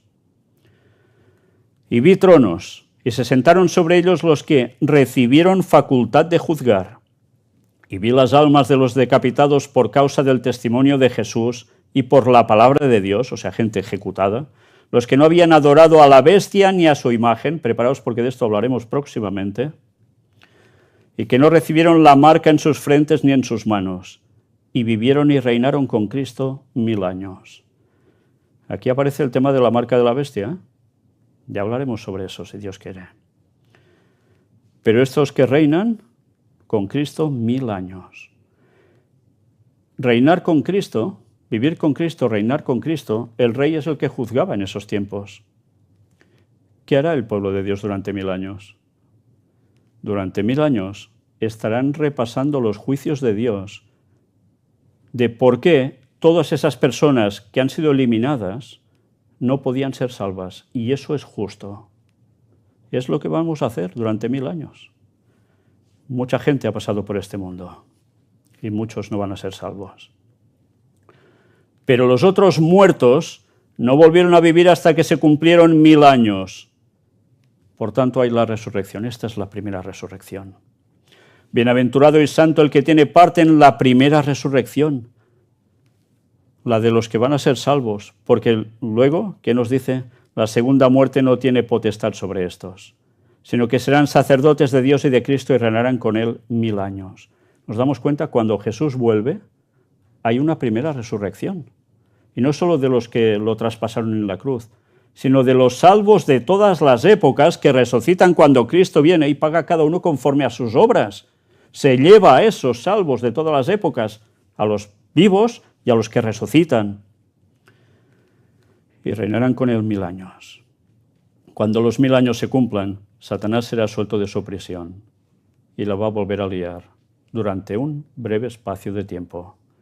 Fijaos, el texto, ¿cuántas veces nos aparece 1000 años? Curiosamente, también la cantidad que estamos diciendo. 1, 2, 3, 4, 5, 6. 6000 años. Y en el séptimo pasa la venida de Cristo con la Nueva Jerusalén y todos ahí los salvos dentro. Bueno, pues esto es lo que va a suceder. Mientras tanto, en la tierra solo quedarán vivos Satanás y sus ángeles. Esos 1000 años no va a haber personas, habrá los demonios y Satanás. Luego, al finalizar ese milenio, hay la segunda resurrección, la de los no salvos, y es cuando otra vez quedan libres para liarla. Pero mírate esto, y lo he escrito así para que todo el mundo lo entienda claramente. Será entonces el final de Satanás y todos los que le hayan seguido, y la tierra quedará purificada por siempre con el fuego que los destruirá. Luego viene la recreación de la tierra, y por fin la paz y felicidad eterna, el mal erradicado por siempre jamás. ¿Os imagináis el día en que Dios creó todo? Cuesta, imaginar. Pues si sois salvos, vais a ver el momento en que habrá la recreación de la tierra después de acabar con Satanás y sus ángeles caídos y todos los impíos de todas las épocas. Vamos a ver cómo Dios vuelve a crear la tierra y los cielos nuevos. Vaya espectáculo, debe ser. Porque recordad que lo hace todo con su palabra. Bueno, una comparativa, 6 más 1, 7. Hablamos de milenios. Otra comparativa, el Edén con la Nueva Jerusalén. Todo lo bueno en un principio. 6 días de la creación igual a 6000 años. El sábado de la creación equivalente al sábado milenial, el del reposo. Y la semana, los 7 días, pues es la semana milenial. La semana tiene 7 días por algo. Y Dios ha puesto la etapa en 1000 años cada vez hasta llegar a ese número por algo también. Si no aprendemos de eso, vamos desorientados totalmente. Más significados en hebreo para Aleph Tau. Aleph es significado, cabeza, jefe. Y esto, ¿sabéis por qué? Porque antes estas letras tenían una forma, una grafología, que simbolizaban esto. tenían una A como nosotros tenemos, nada parecido. Era esto. Aleph era cabeza, jefe. Tau era pacto, sello, señal. Por tanto, Aleph Tau era jefe del pacto, jefe del sello o también jefe de la señal. ¿Y por qué nos habla aquí de ser jefe de un pacto o jefe de señal? Señal, un pacto es entre dos como mínimo, ¿no? Porque si no, un pacto de uno solo no, es una tontería. Jefe de la señal. Jesús, Señor del sábado y señal de pacto con su pueblo. Antes os decía la importancia del sábado. Génesis 1, versículo 31. Y vio Dios todo lo que había hecho y aquí que era bueno en gran manera. Y fue la tarde y la mañana el día sexto. Ahí se acaba la creación. Génesis 2, del 1 al 3. Fueron pues acabados los cielos y la tierra y todo el ejército de ellos. Y acabó Dios en el día séptimo la obra que hizo, y reposó el día séptimo de toda la obra que hizo. Y bendijo Dios al día séptimo y lo santificó, porque en él reposó de toda la obra que había hecho en la creación. Por tanto, el séptimo día descansó. Y vamos a los mandamientos. Esto os lo he puesto 2 veces para que veáis que a la derecha pone Éxodo 20, del 8 al 11, pero que pone Reina Valera 1960. Es una versión de la Biblia, es la más extendida, sobre todo dentro del mundo evangélico protestante. Mirad cómo describe aquí este mandamiento, el cuarto. Acuérdate del día de reposo para santificarlo. 6 días trabajarás y harás toda tu obra, mas el séptimo día es reposo para Jehová tu Dios. No hagas en él obra alguna, tú, ni tu hijo, ni tu hija, ni tu siervo, ni tu criada, ni tu bestia, ni tu extranjero que está dentro de tus puertas. Porque en 6 días hizo Jehová los cielos y la tierra, el mar y todas las cosas que en ellos hay. Y reposó en el séptimo día. Por tanto, Jehová bendijo el día de reposo y lo santificó. Cuando lees esta versión, muchas personas dicen, bueno, ¿y aquí quién te dice que esto es sábado? En la Biblia aparece un asterisco al lado de reposo que dice, aquí equivale a sábado. Pero hay otra versión, que es católica, Biblia de Jerusalén, que lo dice claramente. Recuerda el día del sábado para santificarlo. Y nos vuelve a repetir, al final, el día del sábado y lo santificó. Es más claro aún, aquí sí que no hay excusas, y es tal como aparece en el hebreo. Mirad esto también, porque ahora hemos visto que era el jefe del pacto, de la señal. Ezequiel 20. En la Reina Valera nos dice, y les di también mis días de reposo para que fuesen por señal entre mí y ellos, para que supiesen que yo soy Jehová que los santifico. Por tanto, el pueblo de Dios, ¿qué día iba a guardar? El del reposo. En la Biblia de Jerusalén nos dice, y les di además mis sábados como señal entre ellos y yo, para que supieran que yo soy Yahvé que los santifico. Por tanto, el pueblo de Dios, ¿qué día debe guardar? ¿Ninguno? ¿El domingo? ¿El viernes? ¿Cualquier otro día? Ninguno. El sábado. Por tanto, si queremos ser salvos y debemos buscar la verdad y seguirla, hemos de guardar el sábado. Si no, nos vamos a quedar fuera. Si hacemos lo que no toca en sábado, no estamos en pacto con Dios y ya sabéis en qué bando vamos a terminar, ¿no? Un libro del Antiguo Testamento también da una profecía sobre la muerte y resurrección de Jesús, dándonos la salvación, y se extrapola al tiempo que pasaría después de su muerte hasta su retorno para sanarnos, o sea, darnos la vida eterna. Cuando se dice sanar, también es dar la vida, ¿eh? En el libro de Oseas, capítulo 6, versículos del 1 al 3, el profeta escribe esto. Venid y volvamos a Jehová, porque Él arrebató y nos curará, hirió y nos vendará. Nos dará vida después de 2 días. En el tercer día nos resucitará y viviremos delante de Él. Y conoceremos y proseguiremos en conocer a Jehová, como el alba está dispuesta a su salida, y vendrá a nosotros como la lluvia tardía y temprana a la tierra. ¿Qué vemos aquí de curioso? ¿Algo que nos sorprende? Dice que primero estamos mal y después de 2 días nos dará la vida. O sea, al tercer día, después de 2 días, nos resucitará. ¿Está hablando de días literales? ¿Qué le pasó a Jesús? ¿Qué dicen los textos sobre Jesús? Mirad Palabras proféticas de Jesús sobre sí mismo basándose en las profecías del Salmo 22 y el Salmo 16 e Isaías 53, que él mismo las inspiró, de hecho, claro, es Dios.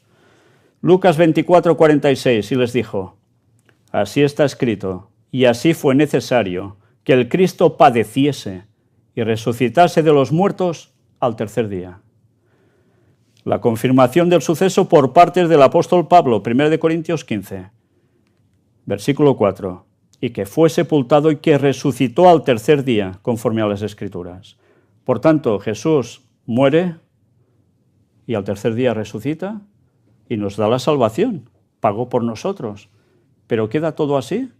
Fijaos que el texto de Oseas nos dice que nos resucitará y viviremos delante de él. ¿Y esto cuándo se va a producir? Pues muy fácil, ¿no? Si pasan 2 días y estamos viendo la comparativa de día 1000 años, desde la muerte de Cristo pasan 2000 años y al tercer día, al otro milenio, nos da la resurrección, la salvación. Fijaos cómo esto concuerda con lo que hemos visto, con todo lo anterior. ¿Y cuánto tiempo hace que Cristo murió? ¿Han pasado esos 2 días, entre comillas? Ahora veremos más. Pero, ¿sabéis? Mucha gente dice, hay un texto en la Biblia, pero del día y la hora nadie sabe sino el Padre. Por tanto, Jesús no sabe cuándo va a volver. Jesús no es Dios, por tanto. Claro, si Jesús no sabe que va a volver, cuándo va a volver, pues vaya Dios, ¿no? Hay personas que no quieren pensar un poco más, tristemente no quieren pensar un poco más. Vamos a descubrir algo sumamente interesante. Mateo 24, 36, y en otro texto que ahora veremos, se hallan estas palabras de Jesús mismo, que están traducidas así: pero del día y la hora nadie sabe, ni aun los ángeles de los cielos, sino solo mi Padre. Por tanto, no lo sabe Jesús, no lo saben los ángeles, solo lo sabe el Padre. Es claro el texto, ¿no? Marcos 13, 32.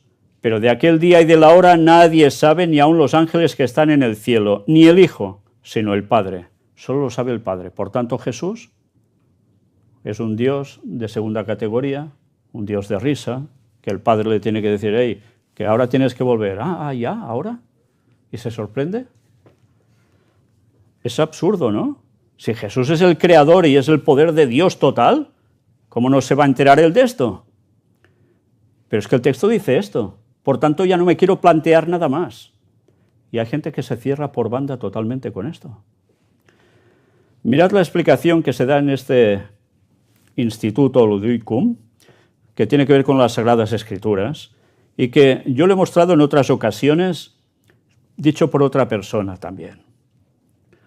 La traducción correcta del pasaje ofrece una mejor solución.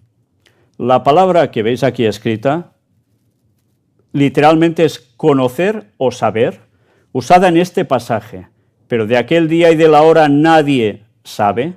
Aquí parece tener la conjugación hebrea ifil, que en los verbos que denotan acción hace que la acción, sea la que sea, pase a otro, por lo cual esa palabra que significa propiamente saber, utilizado en el sentido de la conjugación ifil, significa hacer saber a otro, declarar o mostrar. ¿Entendemos? Quizá no captamos esto. Vamos a verlo en la traducción correcta como sería este texto. Nadie da a conocer sino el Padre. No es que no lo sepa, sino que no lo da a conocer, ni él ni los ángeles. Señal de que también lo saben. Mirad, hay una versión inglesa antigua que ya describe el texto de Marcos 13, 32, transcrito como debe ser. En cuanto a este día y la hora, nadie lo da a conocer, ni siquiera los ángeles que están en el cielo, ni siquiera el Hijo, sino solo el Padre. Por tanto, el momento exacto, día y hora, solo lo da a conocer el Padre. Interesante que solo diga el día y la hora, ¿no? Bueno, os he de decir algo, y anticipando.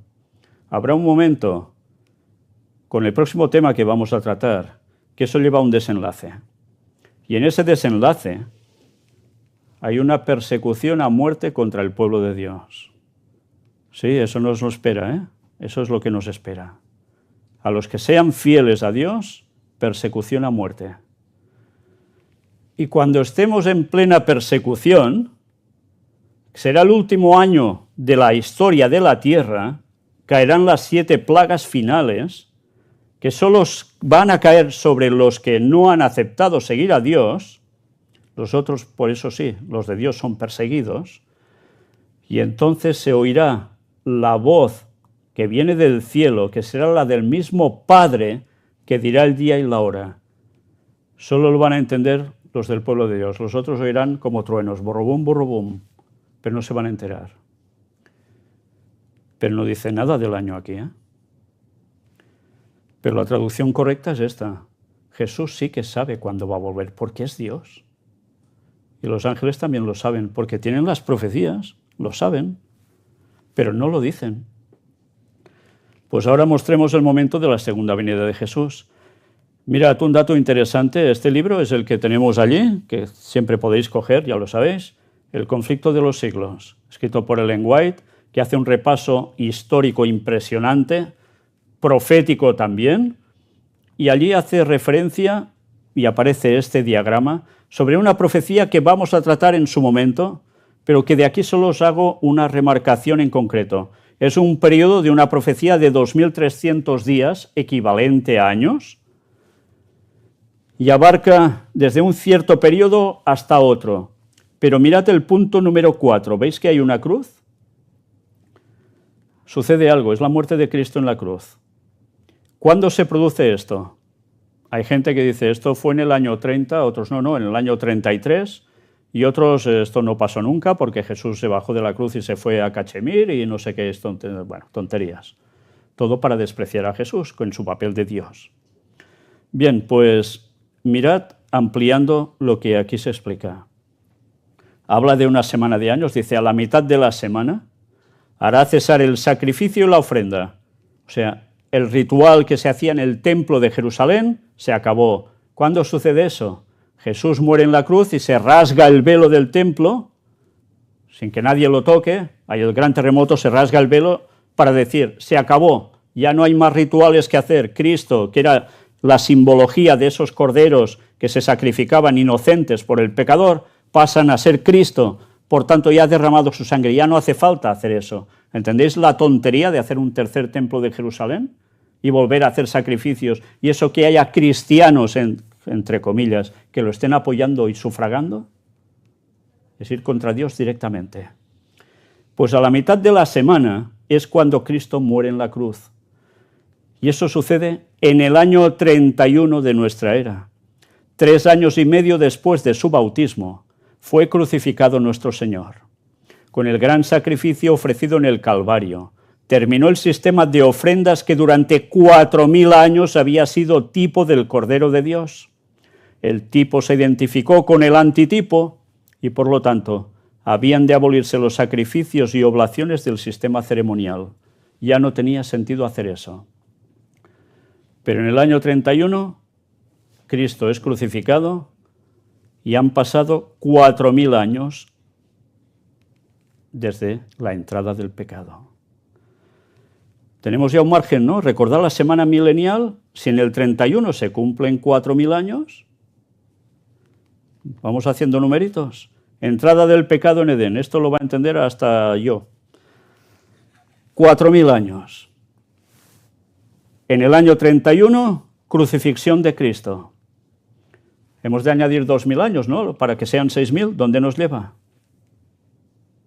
Sabemos sumar todos, ¿no? Al año 2031.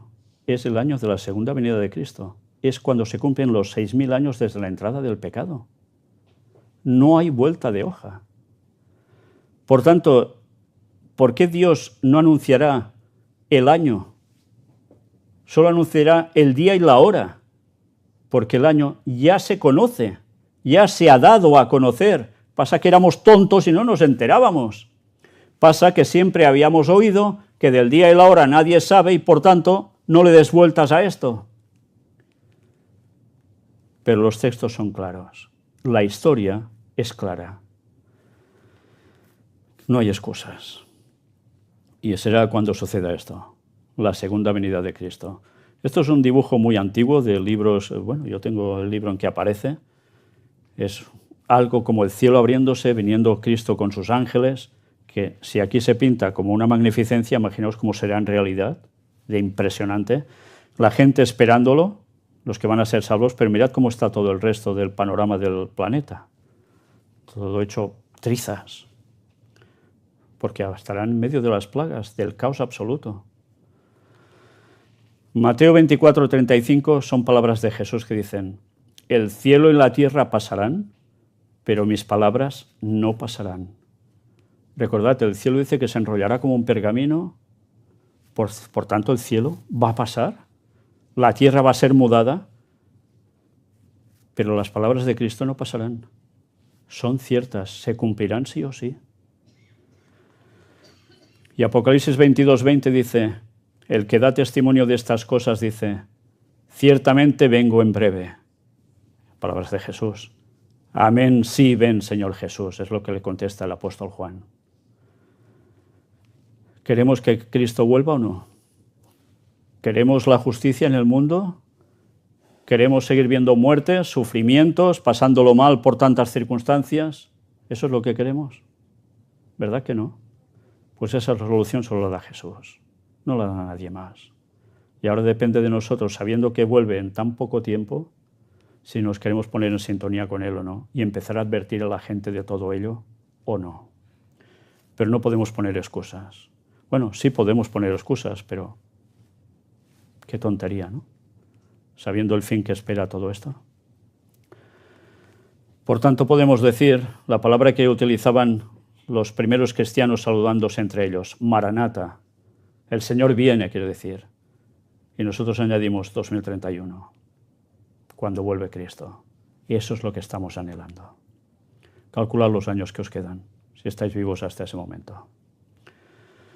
El tema teóricamente debería terminar aquí, pero cuando el tiempo está por acabar, pasa algo. Sí, aquí muestra un ángel mirando el reloj de arena. El tiempo se va acabando. Es el momento de la segunda venida de Cristo casi. Estamos a las puertas de eso. Después de 6.000 años vamos a tener el privilegio de volver a ver, bueno, nosotros por primera vez, pero lo que tantos han deseado durante tantos años, ver la segunda venida de Cristo, y que han muerto, que incluso lo han predicado y han muerto antes de verlo. Pero alguien trabaja para preparar la venida del falso Mesías. Sí, hasta aquí todo era muy bonito, ¿verdad? Mira, por fin liberación, por fin felices, se acabó ya el mal. Pero antes de que Cristo vuelva, alguien trabaja para preparar la venida del falso Mesías. Y lo que ahora vais a ver, sí, tiene relación directa con ello. Con ello y con el primer tema que presentamos y con el último. Mirad. El ritual bíblico de la vaca roja, la vaca alazana, cobra vida en una ceremonia de ensayo. Esta era la noticia de este 8 de julio. Una novilla roja criada en Israel fue descalificada para el sacrificio tras encontrarle 2 pelos negros en el cuerpo. Se utilizaba en una ceremonia de quema para sacerdotes, lo que ya explicamos, lo que ya mostramos. Bueno, ¿queréis ver qué han hecho con esa vaca de 2 pelos? Pues no han hecho otra cosa que ensayar lo que harán con la vaca pura que tienen, porque tienen 2 aún, que son puras, y están en edad para ser sacrificadas. En nada. Bueno, mirad el vídeo. After years of waiting, a perfect red heifer has finally been selected. Israel's biblical red heifer sacrifice ritual has come to life in a rehearsal ceremony. It took place today, July 8, 2025, in Shiloh.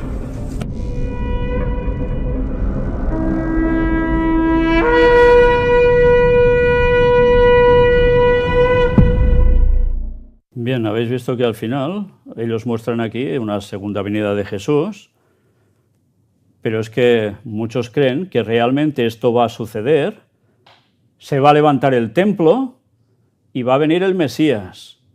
Y lo esperan como algo bueno. Pues señores, este es el gran fraude, porque el plan es hacer todo esto para suplantar a Jesús, con el que va a venir haciéndose pasar por él. Y esto es el tema que tendremos, no en la primera conferencia que vendrá, sino en la siguiente.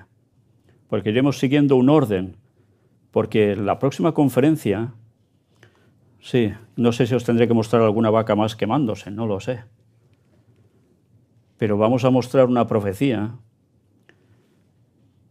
que nos vuelve a llevar al libro de Daniel, a los capítulos 7 y 8, para confirmar lo de la estatua, con más detalles aún, hasta por nombres.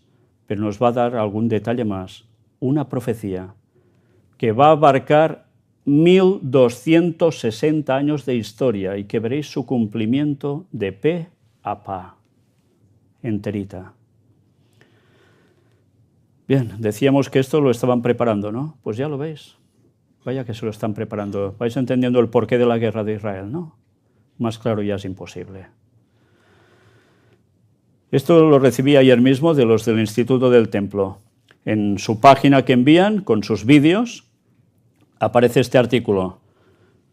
Manteniendo vivo el sueño, templo del cielo. Y aquí se plantean algo, porque hay judíos que dicen que el templo no tienen que levantarlo la gente, sino que bajará del cielo, se pondrá en Jerusalén y ya está.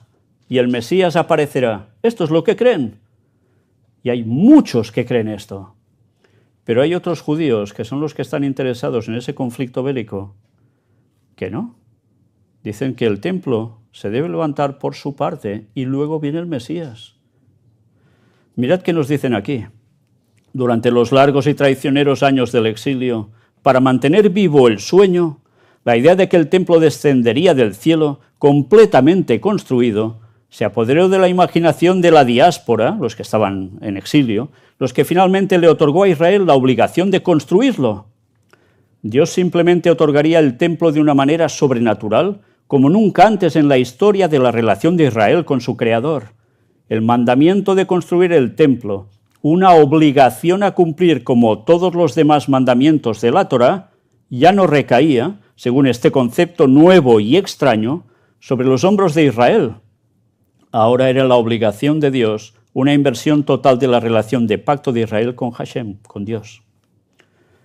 Pero os dais cuenta, esta gente piensa que bajará el templo y ya está. Fijaos que esto es una parodia también del descenso de la Nueva Jerusalén, que hemos visto que va a suceder después del milenio. Eso sí que va a suceder, pero esto no. Pero estos no quieren esto, estos quieren levantar el templo ellos, para que todo se produzca ya. Mirad, otro apartado de ellos, mira, precisamente la charla del templo, que es como el trozo de programa de emisión de radio que os mostramos en la conferencia anterior. El de esta semana dice, declara que el duelo ha terminado y que la construcción ha comenzado, y analiza cómo el rápido pensamiento de Pinchas salva el día. Pinchas, ¿no sabéis de qué va esto? Bueno, hay un episodio en el Antiguo Testamento donde alguien clava una lanza a dos personas que estaban adulterando y, en fin, va de esto. Curiosamente, Pinchas se traduce, porque esto está traducido del inglés automáticamente, y se llama Pinchas. Bueno, en el libro aparece bajo otro nombre, pero Pinchas, curiosamente, también es de pinchar, de atravesar. Y dice, admira a las orgullosas hijas sionistas de tal. Israel ha lamentado demasiado la destrucción del templo sagrado. Es hora de construir ahora, y lo ponen en mayúsculas. Construir un lugar donde Hashem pueda depositar su presencia cambiaría todo en nuestras vidas para mejor. Si realmente queremos lo mejor para la humanidad, construyámoslo cuanto antes. Pues nada, venga guerras. Claro, es la única forma de poderlo construir, arrasando con todo. Y al final aparece esto. Ayuda a construir el templo sagrado en nuestro tiempo. Dona generosamente para apoyar la obra sagrada del Instituto del Templo, yo diría demoníaca. Cada contribución ayuda a reconstruir el santo templo en nuestros tiempos. Y no solo aportan judíos que creen en esto, aportan un montón de evangélicos. Un montón. Pues, señores, ya veis que lo que íbamos diciendo durante bueno, esto lo hemos presentado durante hace tantísimos años, resulta que lo tenemos delante. Está todo a punto de cumplirse. Todo. Y eso lo vamos a vivir, ¿eh? Porque se prepara la venida del falso Mesías. Bueno, pero alguien más lleva trabajando para la manifestación del falso Mesías desde hace muchos años y pronto dará el golpe de gracia. ¿Sabéis quién es? El poder que quiere dominar el mundo. Esta es la próxima conferència. Dissabte 26 de juliol a les 17 hores, la sala de conferències i museu El Gran Engany presenta El poder que vol dominar el món. Va començar sent petit, es va fer molt poderós, encara que per un breu temps va sucumbir, però molt aviat tornarà a ser més poderós i terrible que mai.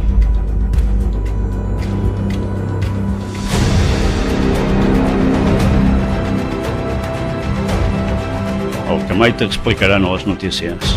Carrer Narcís Blanc, 11, Girona. Telèfon 678 64 22 63.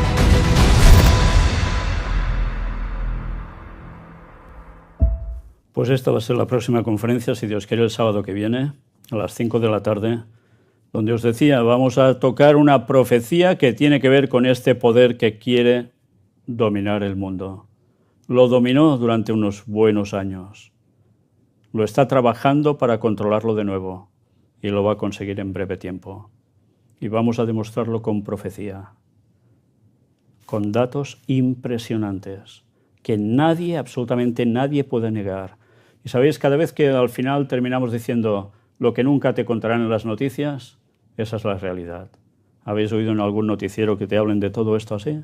¿Verdad que no? Seguro que no. Pero aquí hay que decir las verdades y hay que preparar a la gente para que se dé cuenta que esto es verdad y que hay que hacer una decisión ya. No tenemos tiempo que perder.